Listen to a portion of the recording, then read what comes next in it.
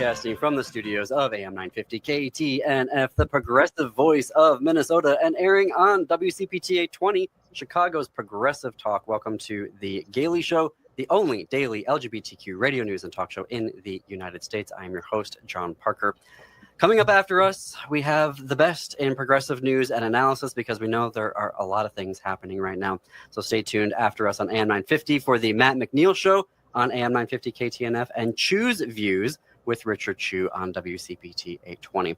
This is our day of the week. However, we take a step back from the headlines and sit down with a guest or two, or in today's instance, four, to talk about an issue facing the LGBTQ and allied community to help us think more clearly and more queerly. That's why we call it Thinking Clearly, Thinking Queerly. Today, we're talking about a pink triangle. So my guests are Kirby Taylor, whose play A Pink Triangle depicts the last moments in a concentration camp where a father and son attempt to find common ground, hope, and forgiveness. Also joining us are Joe Eggers, Interim Director for the Center for Holocaust and Genocide Studies, and Bry Sharland, historian and artist and creator of Pink Triangle Portraits, which is a quest to create a portrait of every single photographed queer victim of the Nazi regime and paragraph 175 in Germany. Also here, friend of the show, Chris Bro, Greater Minnesota Community Organizer for Outfront Minnesota. Hello, everyone. Welcome to The Gailey Show. Thank you. Hello. All right, I should say that the A Pink Triangle will be at Phoenix Theater in Minneapolis, October 3rd, 4th, and 5th. So this weekend, you can head to Phoenix Theater mpls.org for your tickets and more information. That's Phoenix Theater, mpls.org. Kirby, why don't we start with you? And big topic here, and I don't know for folks who haven't ever seen our logo, The Gailey Show, we have a pink triangle in the logo. We also have a 1980s motif with that sun because those are two periods of time, the 80s and the 1940s, which we feel are very historically relevant to us today and what we're going through as the queer community, not just in the US, but globally. So when this came across our radar, thank you, Chris, for bringing this to our attention. I thought we absolutely have to talk about this. So Kirby, can you tell us about your play? Yeah, absolutely. So like you said, it's called A Pink Triangle. And it's a two-person show. It's a father and son on stage in what could be their last moments together. There are so unknowns in that situation, and they are estranged. And so they're trying to find common ground. They're trying to understand each other because they don't know when their last moment could be. And the pink triangle is what marks the son who is a gay man. And so that's where the name comes from. It was originally what the Nazis used to mark gay men in concentration camps is the pink triangle. But it's about personal experience. It's about connections. It's in the end, it's about father and son trying to really know each other, even though they seem like strangers on a stage. Were they, I want to be mindful of not giving away plot, but were they estranged and then reunited in the camp, or? Yeah, and we do dig into that quite a bit further, and we learn more about why they're estranged in the very beginning of the show. It is as if they are strangers, and that is in part based historically in, the idea that pink triangles were ostracized, and it was a lonely experience in the camps because even to be seen speaking to somebody with a pink triangle would have ramifications. So that's, something historical that I wanted to touch on is even though you may have a friend who's a pink triangle in that hierarchy of the camp system, it was dangerous to associate with pink triangles. Mm. Talk to me about the historical research that you did coming into this. Is this based on a true story specifically, or were you creating this from a variety of different historical resources? Yeah, it is not based on a true story. It's based on many, many references. I definitely dug into the history, so I felt confident that the details were historically accurate, but I did not focus on any specific individual. So this is not based on anybody specifically, but read a lot of books, dug in as much as I could. One of the things that is a heartbreak on top of heartbreak is that there are not a lot of survival stories that were told about pink triangles, because even after the war, it was still illegal to be a gay man. So the amount of surviving testimonies are so few. So for me, it wasn't about trying to retell those stories. It was about trying to make a different connection with historical fiction. But it's part of why I love so much about what Bry is trying to do, which is to create a life for these individuals, even if we know very little about them. And for folks just to kind of help situate them, we have actually a monthly contributor, Dr. Samuel Clues-Hunicki, who wrote the book, basically, or one of the books about paragraph 175. And for folks who don't know what that is a law that was criminalizing what they called homosexuality at the time. And it started with the Weimar Republic, so in the 1930s, 20s and 30s Germany, and then the Nazis took it over and made it their own. And then after the fall of the Nazis, both the Soviet GDR Republic of Germany and West Germany both retained paragraph 175 and made it their own and continued to prosecute gay men under it. Bry, can you tell us about the quest that you are on and the portraiture that you do? Sure. This sort of started in high school for me. I was learning online about the experiences of queer people in the Holocaust, and it was not something we were being taught about. So I actually was given the opportunity to teach my class about it. And so that's really what the inception point was. And as time went on, I learned more and more. And eventually it became a whole artistic project. And it was very limited at first. And it was just going to be about some of the survivors that spoke out. And over time, it's become documenting everyone. And not just documenting them, but kind of restoring some of their agency and dignity and color, and showing them as the queer individual they should have been or were, and not just focusing on the really negative part of their life. So there's been sort of an evolution in my work as well, where early on it was just about documentation and finding their stories and sharing it. And now it's about really celebrating them as well for what they could have been. The photos are very vibrant in terms of color. Talk to me about your artistic vision of how you want. I mean, there's a variety of ways that you could have gone about this. You could have done, black and white pencil, charcoal. You've chosen, very vibrant colors here. Talk to us about how you wanted to Show us. Yes. So it's Frida.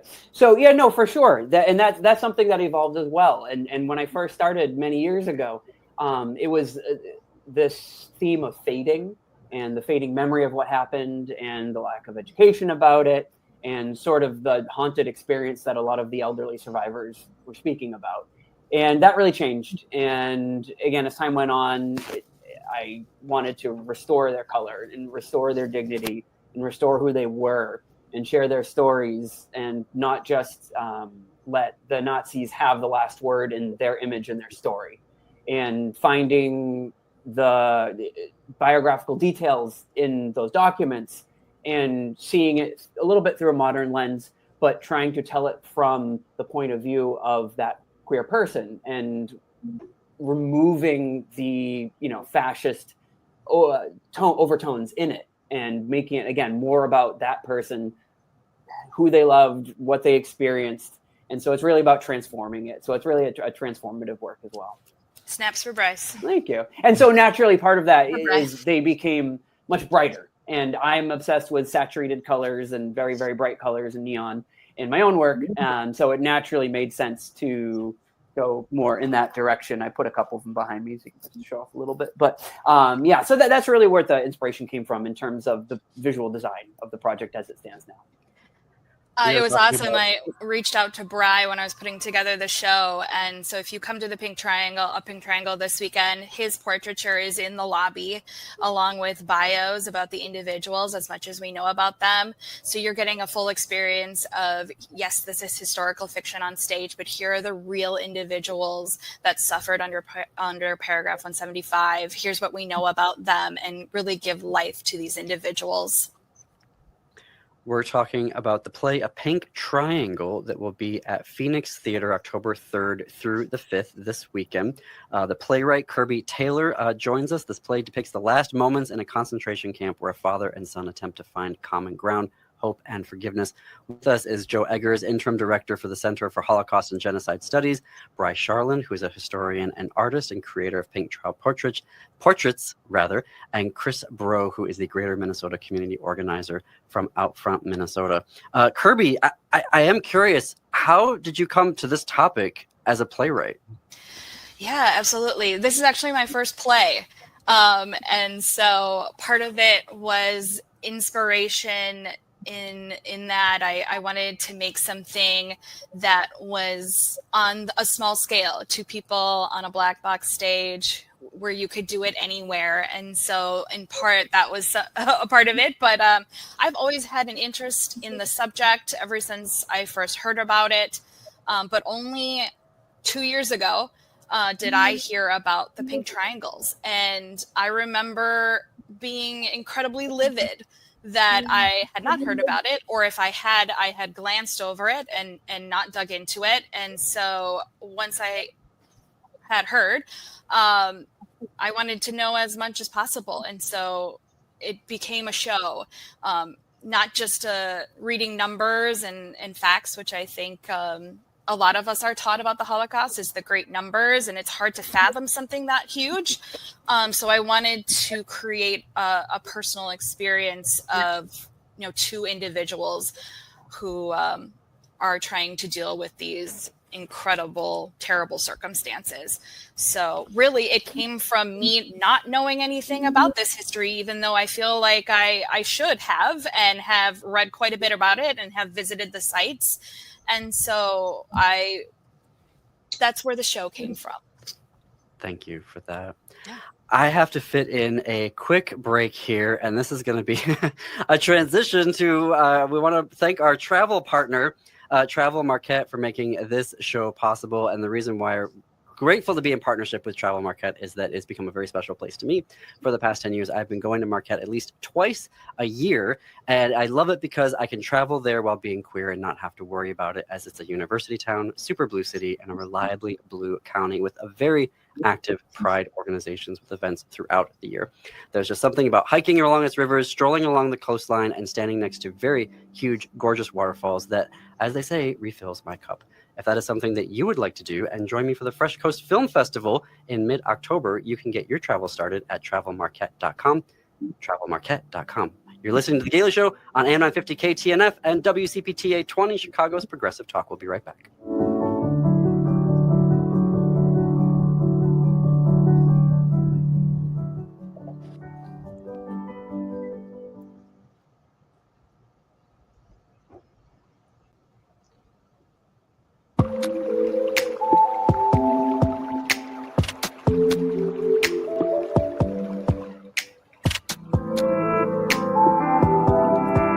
Welcome back to The Gailey Show. I'm your host, John Parker. We are coming up on the bottom of the hour. This is our weekly Thinking Clearly, Thinking Queerly episode, where we sit down with a guest or 2, or 4, as it is today, to take a deep dive into an issue facing the LGBTQ and allied community. Our guests today are playwright Kirby Taylor, whose play A Pink Triangle depicts the last moments in a concentration camp where a father and son attempt to find common ground, hope, and forgiveness. It is playing this weekend at the Phoenix Theater in Minneapolis, October 3rd, 4th, and 5th. Also joining us are Joe Eggers, Interim Director for the Center for Holocaust and Genocide Studies, Bry Sharlin, historian and artist and creator of Pink Triangle Portraits, and Chris Bro, Greater Minnesota Community Organizer at Outfront, Minnesota. Joe, can you tell us about the Pink Triangle? Where did it originate from, and how was it utilized by the Nazi government? Yeah, so in its attempts to cordon off what the National Socialists would deem undesirables, developed a badge system, right? And I think we're all sort of familiar with the yellow star for Jewish Jewish population, but the pink triangle is really meant as a demarker of homosexuals under Nazi era Germany, and really meant to cordon them off. As Kirby was talking about, it really was about this sort of humiliation and dehumanization of queer Germans at that time, to really anything that would combat this idea of hypermasculinity within Nazi era Germany was meant was seen as the main objective, right? Anything that would interfere with the progress, the ability for Germany to create a new Aryan strong race was the enemy, and homosexuals were a key target of the regime. They were seen as the antithesis of this ideal, and unlike lesbian women, weren't seen as redeemable, right? You could always force women into relationships with men, but there was no plausible outcome for men. And so even as Kirby alluded to earlier, talking about this hierarchy within the camps, there were attempts to silo off homosexual men, that there was no way to secure them of this undesirable traits. And until it became impractical, men were segregated individually, right? So you weren't even a part of the camp process. You were kept by themselves. But then as the number of detained men increased, you had this camp atmosphere that was exceedingly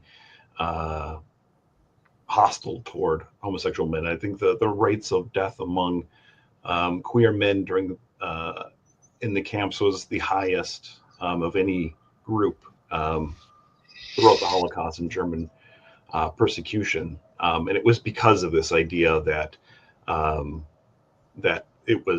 it interfered with Germany, that there was no chance of quote unquote curing homosexuality in men.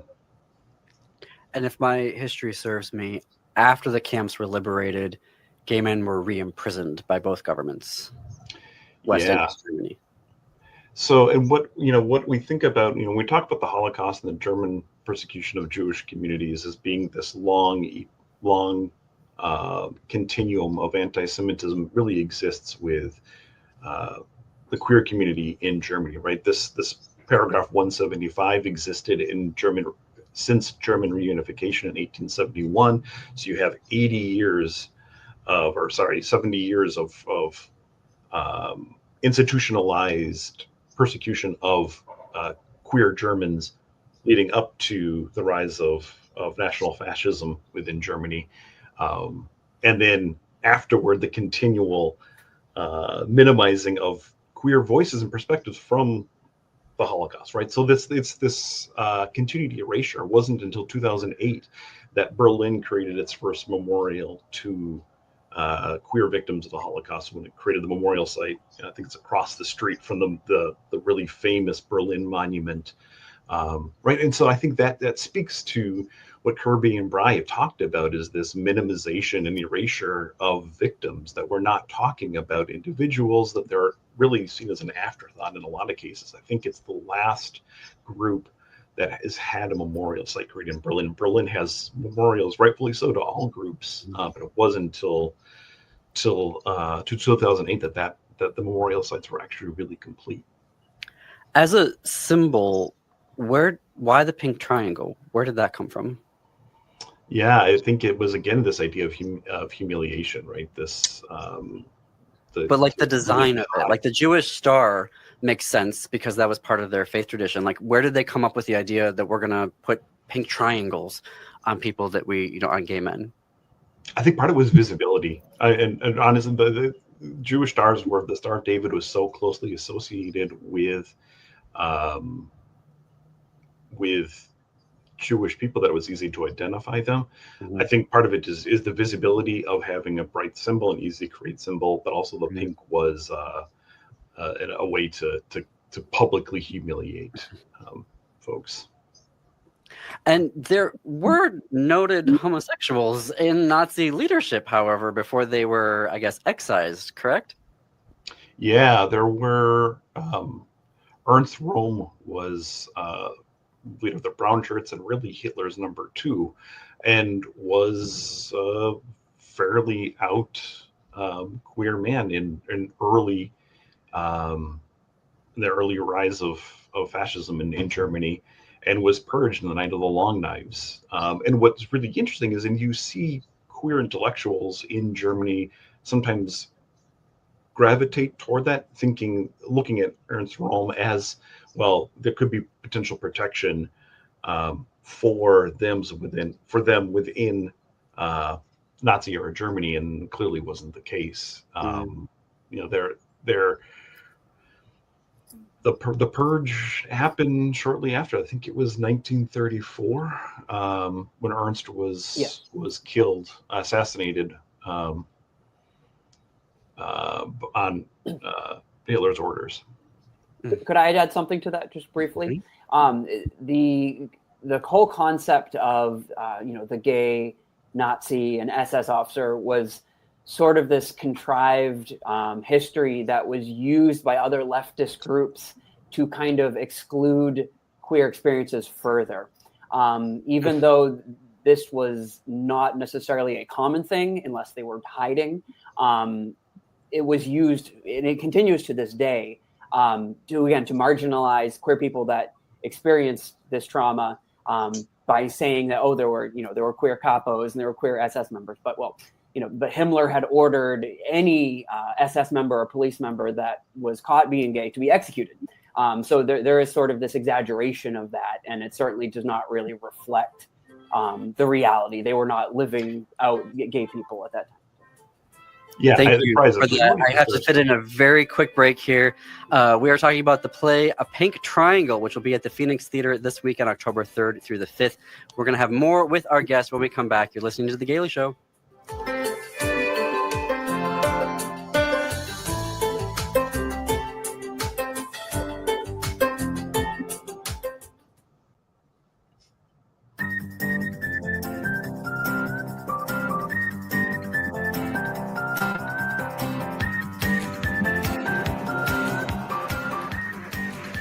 Coming to you from the studios of AM 950 KTNF, the progressive voice of Minnesota, and airing on WCPT 820, Chicago's Progressive Talk. Welcome back to The Gailey Show.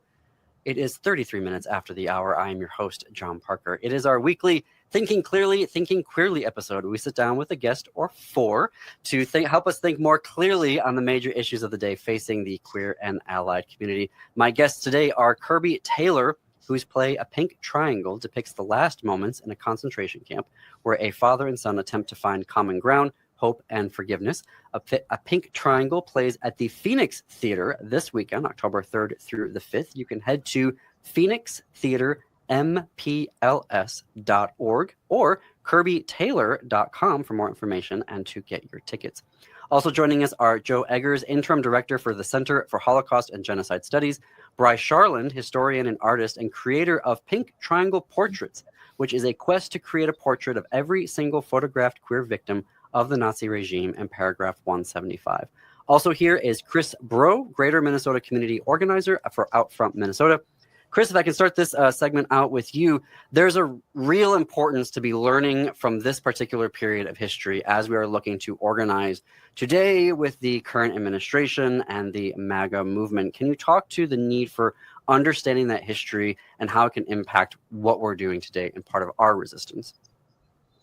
Yeah, it's a really great point. I'm wearing a pink triangle. When I was a younger person, my husband and I were in San Francisco, and this wonderful lady was, "Hey, do you want this little trinket?" And I was like, I don't know, because I didn't know about the pink triangle and what had happened. So going back to Bry's point about being young and not hearing about these things, I hadn't learned. And so going to that park in San Francisco, which is one of the few in the world that does commemorate those individuals in those situations of World War II and Nazi Germany and fascism, was powerful. And we need to make sure that we're learning from that, because there are a lot of parallels between what was happening then versus what is happening now. When we talk about paragraph 175, that's from 1871, yet we have a federal government who's using the Alien and Enemies Act of 1798 to get things happening now to attack immigrants. We see just 5 days ago, the Countering Domestic Terrorism and Organized Political Violence presidential memorandum that is purposefully ambiguous. It's supposed to be scary, and it has very vague words around investigative language about funders and organizations. And this is meant to scare people. It's meant to further divide our community. So we need to learn from the past what did happen and start getting in front of those situations now, right? We need to speak up. This is the time where our voices really matter. And if we don't learn, you hear it often, the past will repeat itself. I remember being young and one of my teachers saying, you know, when we get to the point in our future where the last people who died in World War I and World War II are gone, we stand to have this happen all over again because nobody is there to give words to those situations. So I'm so honored to be here chit-chatting with this group, and how Kirby is doing all the work that she's doing to get this information out there right now. And also just a little bit of a shout out to Bri over there. I've come across your work historically, and it's absolutely wonderful. And so this is a very powerful time. And there's a lot of communities, a lot of people who are scared. And so we need to learn our history and get in front of it. Yeah, to add to that, I've gotten a lot of feedback on the show, and a few people have mentioned how current it feels. And I always say, I wrote this before the election.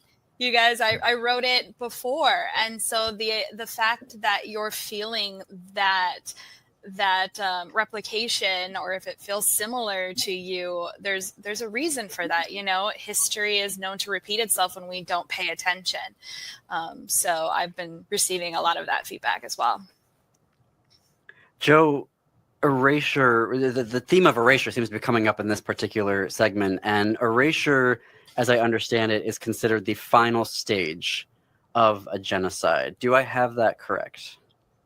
Yeah, it's really that idea of denial and erasure, that if we don't acknowledge victims having experienced or survived a genocide, does it ever really happen? And I think this is where this kind of work is so critically important. I think we've all talked about today that this isn't something that we learned in school, right? And as we're now, Minnesota becomes a state that is requiring Holocaust and genocide education, thinking about new ways that make this work relevant both to understanding the past and the present, I think is so critically important. And the arts are such an important way. I think Kirby's A Pink Triangle and Bri's artwork are phenomenal ways to ensure that new generations don't forget about this, right? The mantra of the Holocaust is never again.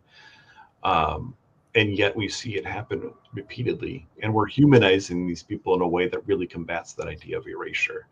And I think we're really seeing an exciting time to be having these conversations. We just saw the Guthrie do an amazing performance of Cabaret, and I think A Pink Triangle comes at the heels of that in a really fascinating and important time, because I think Cabaret sets this up, and then A Pink Triangle really continues that conversation in a really meaningful and important way. Mm-hmm. We have this very active erasure happening from both the Nazi government and then successive governments in Germany.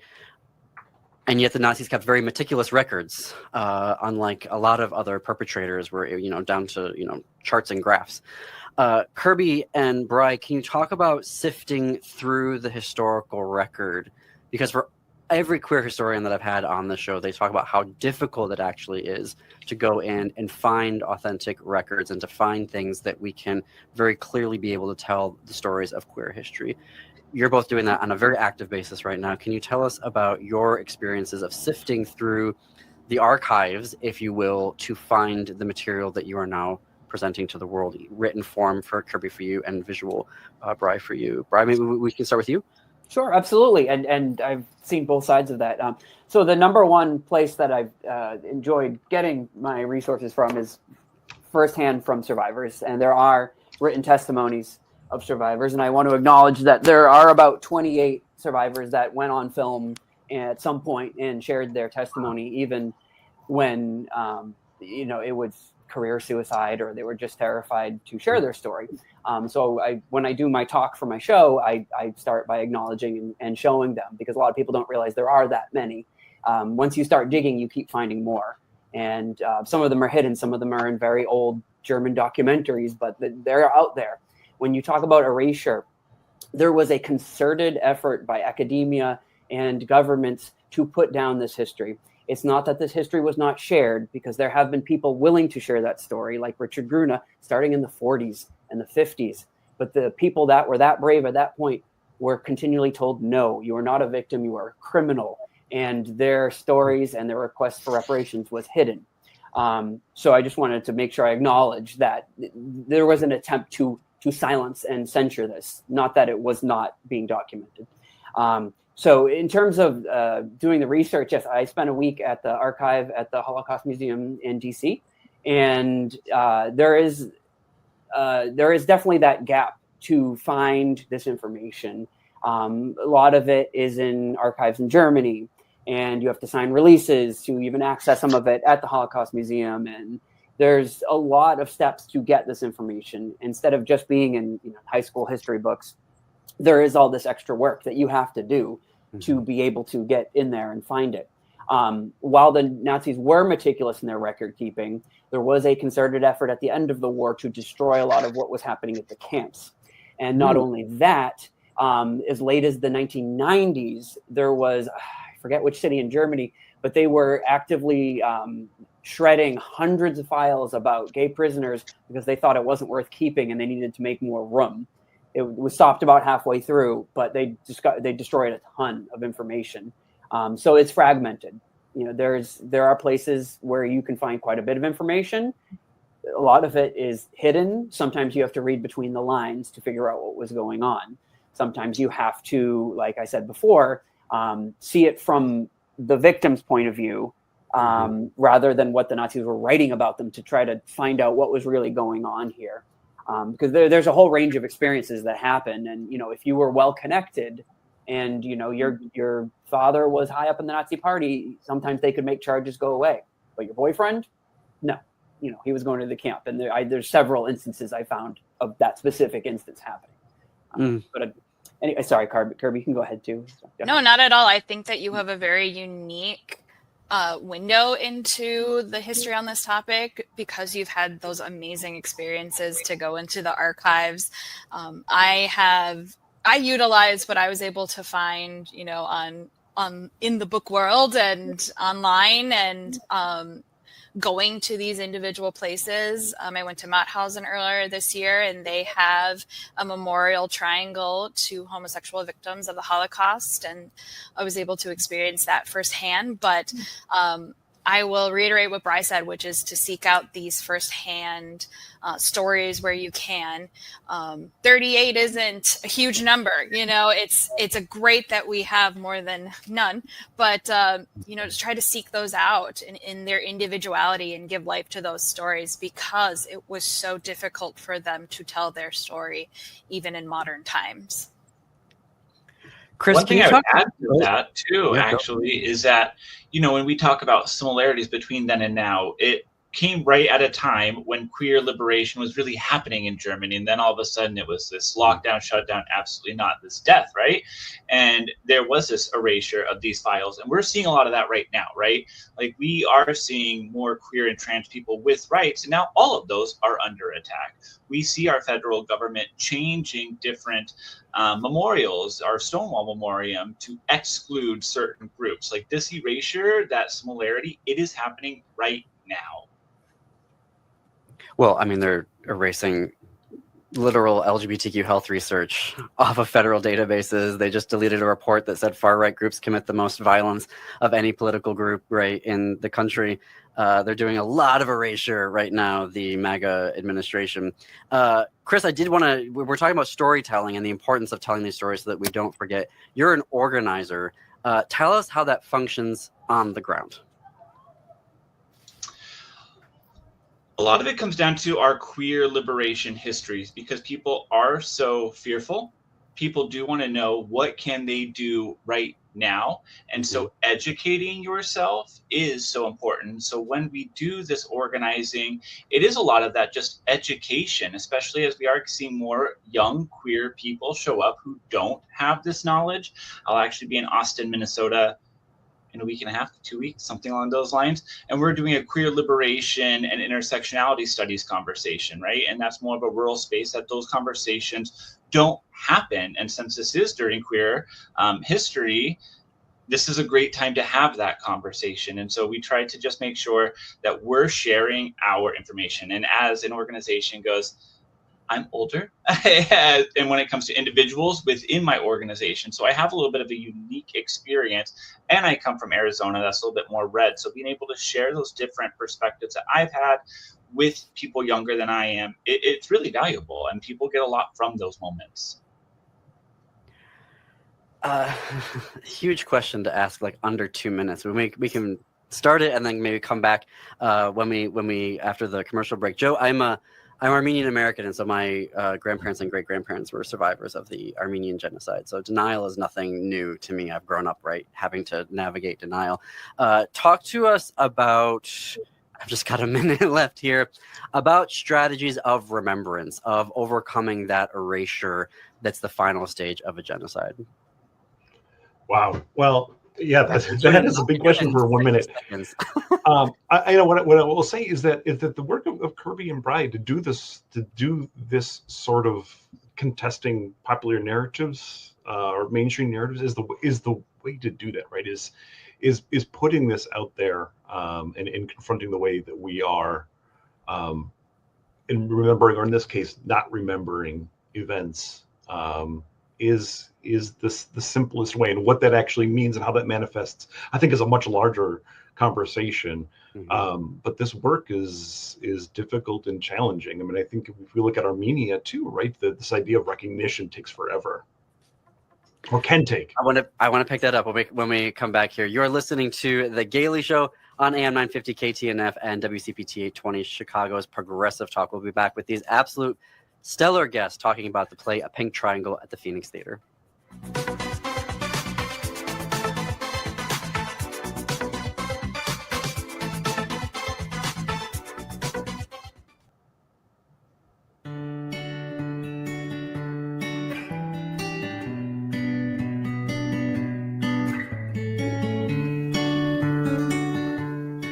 Welcome back to The Gailey Show. I'm John Parker, and we are already coming up on the top of the hour. We've been talking today about A Pink Triangle, a play that depicts the last moments in a concentration camp where a father and son attempt to find common ground, hope, and forgiveness, playing this weekend at the Phoenix Theater in Minneapolis. Joe, I asked you the biggest question right before the break about the need for strategies of how to combat and overcome the erasure, the final step of a genocide. And if you want to pick it up there, and also there's an event that is continuing that work that you want to talk about as well. Yeah, I mean, I think, again, the work Kirby and Brian, others who are doing in the community is phenomenal, but I think the best way to combat this erasure is through education and holding our institutions accountable and making sure that history is put up that's inclusive and reflective of reality. I mean, that's why Minnesota now has one of the most encompassing mandates for Holocaust and genocide education. So we should have this expectation that teachers have access to resources and materials from institutions like a Center for Holocaust and Genocide Studies to teach this in classrooms, so that we have a new generation of Minnesotans who can learn and talk about this and understand the implications, not only from the past, but from today. It is so critically important. And this is why we have public institutions. Minnesota, I believe, is fortunate to have a public Center for Holocaust and Genocide Studies, because this sort of work is what gives us relevancy. So one of the ways that our center is doing that is on November 13th, we're hosting Anna Hoikova for her new talk on her book, People Without History Are Dust, Queer Desires in the Holocaust. And that's at 6:30 p.m. at Queermunity over in Uptown above Majors and Quinn. And Anna is a phenomenal queer Holocaust historian who's really combating this idea of erasure and absent narratives in Holocaust history, in queer history. I think would be a really fascinating conversation. I think is something we should all take the time to be a part of and be at. And I hope to see many of us there. If you want to have that conversation here on the show, let me know. We'll absolutely have that conversation here. You're talking about inclusion, and Bry, there has been some erasure from gay historians, as I understand it. You were saying in the break around the Pink Triangle and victims of it. Can you tell us more? Absolutely. So unfortunately, a lot of the early historical work focused exclusively on gay men and queer men. And there was actually a concerted effort to deny the experiences of other queer people during the Nazi reign. And even to the point of there was a long attempt to get a memorial to lesbians that were killed in Ravensbrück that was blocked by gay historians and other historians, which I find very shameful. And the transphobia present in that period that continued forward is very prescient right now. And I've painted many trans people that were living freely at that time and that were persecuted. And I just want to acknowledge that lesbians, queer women, non-binary, and trans people were also persecuted, and their lives were upended, and many of them were murdered. And just because the numbers may not be equal doesn't deny their experience in any way. And so I just want to acknowledge that it is intersectional, and all of our experiences matter. And as gay men, you can't sacrifice their trans siblings. And I just wanted to make sure I put that out there. Thank you for that. For the play this weekend, Kirby, there is sort of an interactive component where people can submit questions right now, as I understand it. Can you talk to us about that? Yeah, absolutely. We're going to have a talkback panel after the 2 p.m. show on October 4th on Saturday, and that starts pretty much right after at 4 p.m. Chris is going to be on our panel. I'll be on the panel. Our actors. We have a professor of history from the U of M joining us, and it's an opportunity to talk about the show, talk about the creative process, but also the history it's based on, and once again, the importance of speaking about history for our modern times. So there's an opportunity to send in your questions ahead of time. Visit our @A Pink Triangle play on Instagram to send in your questions. We'd love to hear from you. And then, of course, you can always just bring them right to the show, and we'll be happy to speak on those. So I'm looking forward to it. It's my first talkback panel.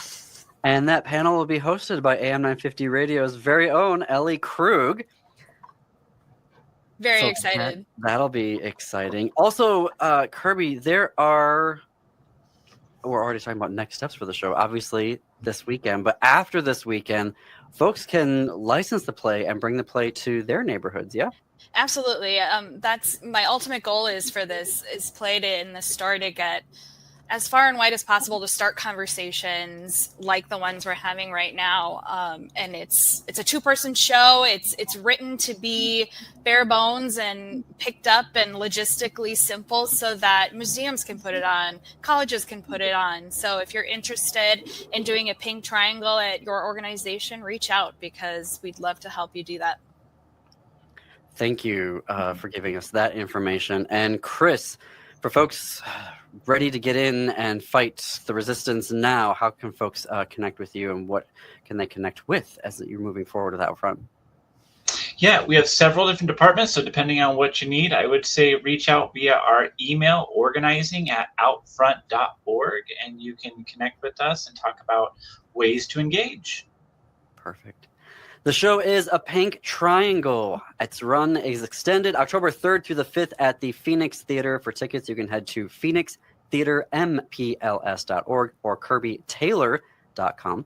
You can check out Bry's Pink Triangle portraits and more at brian.charland.com, and to connect with the work of the Genocide and Holocaust Studies and Joe at the University of Minnesota, you can go to cla.umn.edu/CHGS. Or I guess you could just Google that or search for that in the University of Minnesota search engine. And of course, outfront.org to connect with Chris and all of the excellent resistance and activism and educational work that Outfront Minnesota does for us here in the state of Minnesota. Thank you all for joining me today. This has been very illuminating, and congratulations. Thank you rather for all of the work that you are doing on behalf of the queer community. Thank you for having us. Yeah, thank you. Thank you. All right, everyone. On WCPT 820, listeners there, it's time for Choose Views with Richard Chu. On AM 950, it's time for the Matt McNeil Show. Stay tuned after that for Native Roots Radio. Then at 10 p.m. Central, step into the unknown on Ghost Box Radio with Greg Bakken. And until tomorrow, keep it queer, America.